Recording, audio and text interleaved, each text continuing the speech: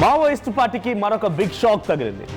ఈరోజు తెలంగాణ డీజీపీ శివధర్ రెడ్డి ఎదురుగా మరో 40 మంది కీలకమైనటువంటి మావోయిస్టులు లొంగిపోబోతున్నారంట. దాంట్లో రాష్ట్ర కమిటీకి సంబంధించినటువంటి వాళ్ళు ఉన్నారు, ఛత్తీస్గఢ్కి సంబంధించిన వాళ్ళు ఉన్నారు, మరొక కేంద్ర కమిటీ సభ్యుడు కూడా ఉన్నారనేటువంటి చర్చ మొదలైంది. మధ్యాహ్నం 2:30 సమయానికి తెలంగాణ డీజీపీ మీడియా సమావేశం ఏర్పాటు చేసి వారిని మీడియా కూడా చూపించే అవకాశం ఉంది. అయితే శివధర్ రెడ్డి సమక్షంలో లొంగిపోతున్నటువంటి 40 మందిలో 24 మంది తెలంగాణ వాళ్ళేనట. 24 మంది తెలంగాణ రాష్ట్రానికి సంబంధించిన వాళ్ళే ఉన్నారట. సో పోలీసుల అదుపులో అగ్రనేతలు ఉన్నారా లేదా అనేది ఇంకా క్లారిటీ లేదు. సో తెలంగాణలో మొత్తంగా 59 మంది మావోయిస్టులే ఉన్నారనేది గతంలో తెలంగాణ డీజీపీ చెప్పిన మాట. సో తెలంగాణ రాష్ట్రం నుంచి మావోయిస్టు పార్టీగా వైపుగా వెళ్ళి అక్కడ ఉన్నవారు 59 మందే.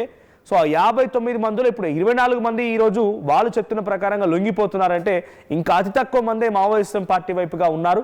సో వారందరూ కూడా త్వరలోనే మేము మావోయిస్టు పార్టీల నుంచి బయటకు తీసుకొచ్చి జనజీవన స్రవంతిలో కలుపుతామనేది పోలీసులు చెప్తున్నమాట. ప్రస్తుతం కేంద్ర కమిటీలో ఉన్నటువంటి వాళ్ళు గణపతి, దేవ్జీ, మల్లా రాజిరెడ్డి అండ్ పాక హనుమంతు, పస్నూర్ నరహరి. సో మరి వీరిలో ఎవరైనా ఈరోజు పోలీసుల ఎదుట లొంగిపోతున్నారా అనేది ప్రధాన చర్చగా ఉంది.